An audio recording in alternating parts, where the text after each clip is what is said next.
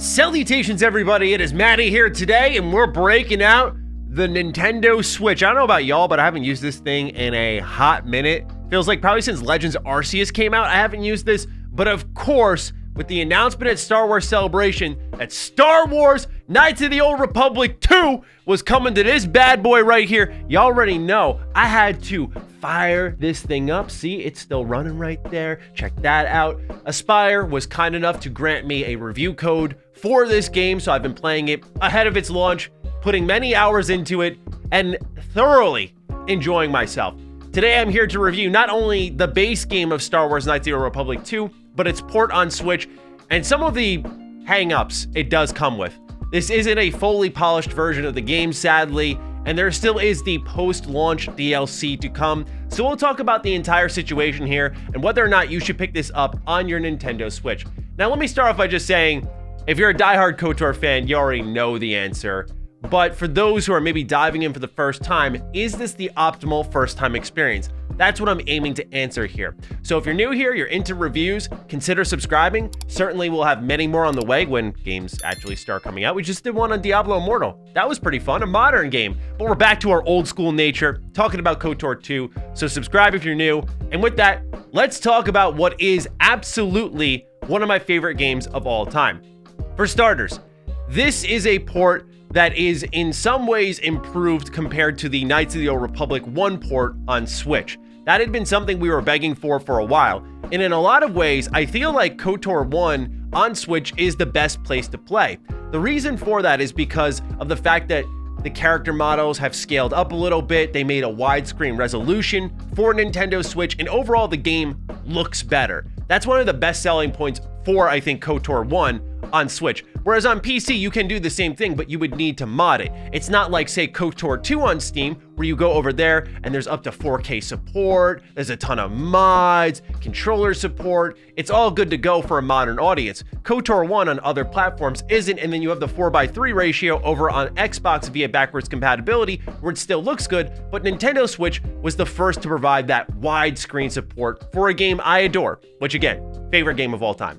So KOTOR 2 does that, but since KOTOR 2 since about 2014 or 2015 has been updated on Steam, it's standing against some pretty tough competition, right? Over on Steam, you not only have what I mentioned with the 4K support, the controller support, but you also have the mod workshop. Nothing can really beat that. To me, that's the definitive experience right there, where you can have mods that allow you to skip Paragus, one of what people consider the slower parts of the game. You can also give yourself a lightsaber early on in the game. So there are a lot of things that make the game easier, better quality of life enhancements in there, and of course, the restored content mod, which is coming to Nintendo Switch at a later date they have yet to announce. So where does KOTOR 2 improve? One of them is the sound department compared to KOTOR 1. This is going to be a freakazoid mega fan critique, I know, but bear with me here. So in KOTOR 1, one of the things I didn't like about the Switch port, and it was just me being nitpicky, I completely admit it, but everyone has a little soundbite that plays, like Karth's infamous "Down you go!" That type of stuff was taken completely out of the Switch port, and it felt like combat was a little more hollow. There was less personality attached to it, less one-liners. I'm a JRPG fan. Look, I love my one-liners. I'm a complete sucker for that stuff. In KOTOR 2, that audio has been restored.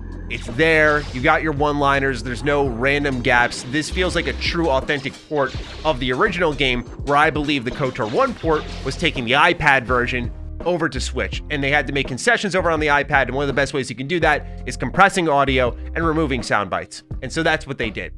Now, the other thing that comes with this audio package that is unfortunate is a slight buzzing sound. There are moments throughout KOTOR 2 where the audio just goes, and it's a faint humming in the background. It's like an ambient soundtrack has been dialed up to 20 decibels, and you can just hear it buzzing while people are talking, while you're exploring the levels.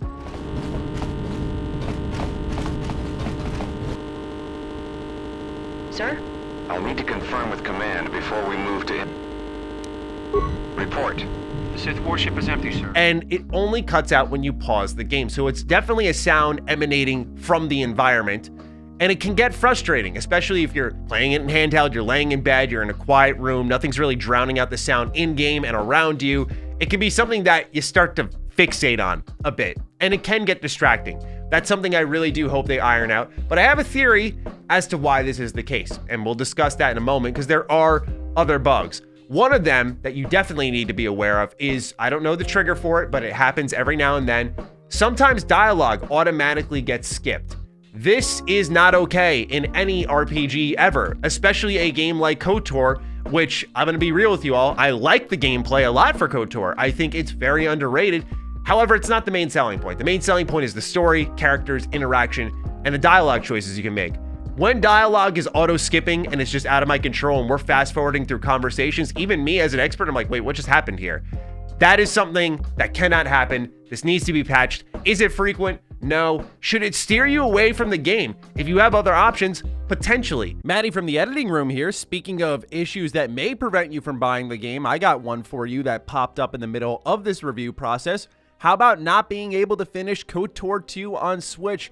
Currently, Aspire is looking into it, but right now, this is a major issue for the game. This was discovered on Twitter when a user said, "Are you guys aware that there's no way to complete the game? I've been stuck on the Onderon Basilisk crash for a week now. What's the ETA on a patch?" To which Aspire said, "This is a known issue that will be addressed in the next patch. We can't provide an ETA at this time. We will definitely let you know when the patch is live." And again, the user reaffirms, "I was one of the users who reported it before it was a known issue. Just to be clear, you're aware there's no way to complete this game currently." And they say, "Yes, we are aware, and our development team is working on delivering the patch as soon as possible. We apologize for the inconvenience and appreciate your patience in the meantime." And then they posted again, they're aware of an issue preventing some from advancing in the game, and they say their data suggests it's a small number of users, obviously to mitigate this kind of disastrous bug. And it's something just spiritual, right? That KOTOR 2 in its original launch, as I'll talk about in a moment here, is extremely buggy. So it only makes sense that the port for it has a horrendous bug that prevents you from finishing the game. With that said, on to the rest of the video. I wanted to make sure I stitched this one in. The rest of this review was recorded about a week and change ago, just focusing on other aspects of the game and what I do love about it. But this is where my theory comes in. For those who don't know, Knights of the Old Republic 2 was developed in just about a year. That's a pretty short development window. And Knights of the Old Republic 2 is known as one of the buggier Obsidian games. So it stands to reason that we're getting the pretty much original Xbox version of this game, which is buggy. Now it's being ported before any of the restored content DLC comes along, which, by the way, includes dozens upon dozens upon dozens of bug fixes. So yes, it's going to be a game that doesn't work as well as maybe even the original Xbox version. You're going to have to maneuver through a couple of obstacles as you're playing this game, unfortunately, unless you want to wait for that patch. Right now, I am feeling like this is a game that you can probably wait for the restored content patch, because I did recognize with KOTOR 2 how much that patch really aids the game. Now, you're not going to have the modding experience on PC. Some people loathe Paragus and the Republic ship part with the Harbinger. To me, I love that. That is such a tone setter for this whole game. The atmosphere for the entire game is built off the back of Paragus. You're alone in this mining facility, nothing but droids and dead people, and some man with a cracked face on a dim Republic ship where everyone's dead, but there's no blood, just bodies. That to me is like this ultimate tone setter for the whole game. But a lot of people want to skip it. You can't skip it with the restored content mod, you can skip it with mods. So it's hard for me to go out there and tell the people who are PC players like myself when it comes to this game and say, yeah, go ahead and run this through. Because if you dread certain parts like that, or you dread hunting down your lightsaber, it's not like KOTOR 1 where by default you get a lightsaber. In KOTOR 2, there are shortcuts to get it, but you have to get all these different parts for your lightsaber to then build it, and that could be at any stage in the game. You could even get it super late in the game. That can be frustrating for some, but mods allow you to sidestep that and say, hey, I want a lightsaber off the rip. I just want it right off the bat, and I want to skip Paragus, and you start off in the Telos, and that's it. To me, I feel like it ruins part of the fun, but I totally get that. You're not going to get that experience here with KOTOR 2 on Switch. So that's kind of what I wanted to review first and foremost, is this version of the game. To me, it's great. I love playing it. The audio bugs and conversation bugs are pretty tough to forgive because that's a big bulk of the game. That to me is something you absolutely have to iron out. but the restored content mod is just from the perspective of someone who's played this game ad nauseum over the last number of years since that Steam patch came out, only on PC, so I am feeling some of the differences there. But when it comes to gameplay, otherwise this game plays and feels the same as what you'd get on PC. So let's talk about actually KOTOR 2 now for those who have never experienced this game. I know that may sound crazy to some of you out there, but Knights of the Republic 2 is of course the sequel to the first game. This isn't one of those situations like you can in modern gaming where they're like, hey, hop into game number 5 in the series, you'll be just fine, and you actually are. There is continuity here. Everything about KOTOR 2 is built off the back of KOTOR 1. You cannot just go in blindly and expect to understand everything. You could try, but I would not recommend it at all. Go play KOTOR 1. It's an amazing game. You'll enjoy yourself. And if you do like that, you have what I would argue is, in a lot of ways, a better adventure waiting for you in KOTOR 2. In KOTOR 2, this game takes place multiple years after the first game, and the Jedi are either on the run or in hiding, or they're dead. You happen to be one in hiding, navigating your way from planet to planet, trying to figure out what's going on, and learning more about your character, the Exile. And I won't spoil anything there, but otherwise, this is a game that is one of the darkest Star Wars stories ever told. It's one that endlessly I cannot get enough of because it's dripping with atmosphere, and that's really a major selling point of this game. The music is brooding. There's lifeless areas constantly, which I know some may find boring, but to me, Star Wars, especially modern Star Wars, is so vibrant and cheery and happy, and it's always about a light side character, and that's fine. I have love for that, but I always find the dark side of Star Wars fascinating and relatively unexplored, and I feel like KOTOR 2 explores the neutral gray area of Star Wars in such a nuanced, thoughtful way, especially through the character of Kreia, who is this mediator of all the decisions you make in the game, that I cannot help but recommend this game just for story alone. The character interactions are top-notch, and a lot of that's built off the influence gauge in this game. So as you make choices and as you have conversations with certain characters, your influence with them will increase and decrease. And as it increases, you will be able to sway them to one side or the other of their own personal arc, and it will change partially, I don't want to spoil what, but their entire kit. And I really love that. Now, if you own the original game, this stuff was on the back of the box, but for a lot of people who got this game late, you're not going to have that, so you're going to discover it on your own. And when I looked at the Nintendo Switch online write-up for this, it's not detailed there, so I'd rather leave it to personal discovery. But just know you can sway your party in combat-oriented ways that is really, really cool. There's a lot of character building here. It is an RPG among RPGs. A lot of choices can be made. Some of them are amazing, but it's really a story all about its characters. And your main character happens to be a very, very interesting one. So just know that's what you're getting into with that. With the gameplay side of things, I think KOTOR is underrated. A lot of people call it a slog fest.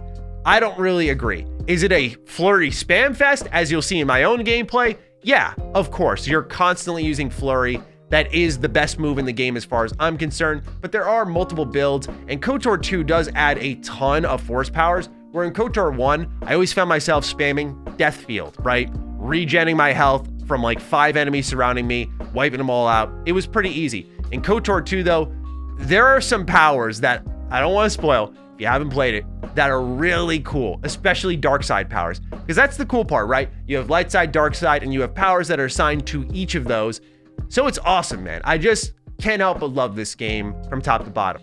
Probably the weirdest thing is the lore mixed with some of the loot you get. Like you'll open a locker in a random facility on like Nar Shaddaa, and you'll find Exar Kun's gloves, and it'll be this whole lore write-up about Exar Kun. I'm like, what are these even doing here? Did someone smuggle them in? Is that the idea?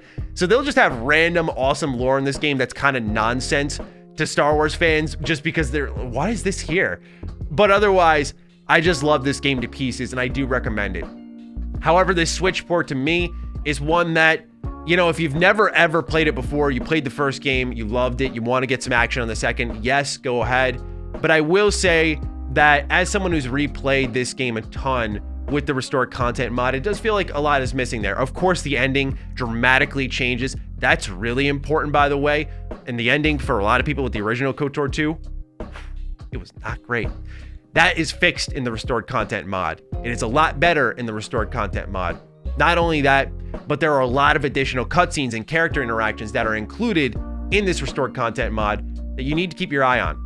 So my verdict for KOTOR 2 on Switch is wait for a sale/patch, and that really hurts my heart to say. For those who don't know, again, KOTOR 2 is my favorite game of all time next to KOTOR 1. It's an incredible duology, and I think in a lot of ways, from a modern standpoint, KOTOR 2 has aged better. It's absolutely the one I recommend people dive into because of how excellent it is in its atmosphere, storytelling, choice and consequence, some of the evolutions to character building, combat, all that good stuff there. But when you look at a game that has the nagging bugs like the audio buzzing, like conversations in an RPG auto skipping, and then you couple that with a bug that I don't care how rare it is, you can't finish the game, that there's a percentile of you watching this video that if some of you went out and bought it, one of you may end up with a bug that doesn't let you finish a game.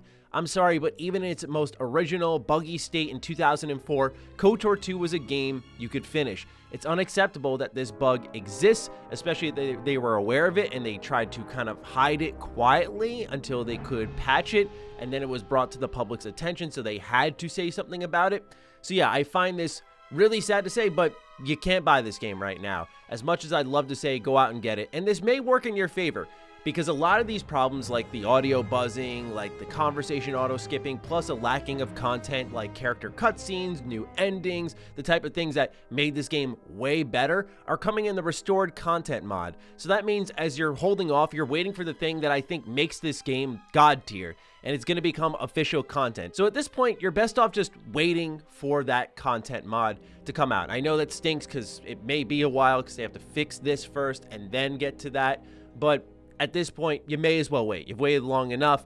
So that's my verdict. I love KOTOR 2 with all my heart. The second that it's clear to purchase, if you haven't played it yet and you're waiting on it, go out and get it. If you really want to roll the dice on it and see if you're not one of the people who encounters the game-breaking bug, I mean, look, I'm not here to tell you what to do. I would recommend against it, but I mean, it's an excellent game and it'll be time well spent if the game actually works. But I think that's a pretty big chance to take. So ultimately, I gotta say, hold off on this one.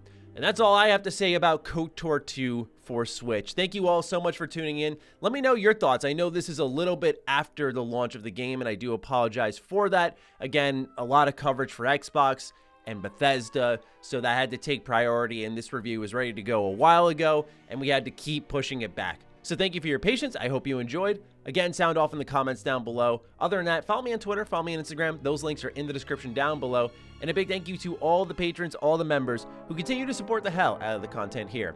Stay sexy, stay active. Love you all. Peace.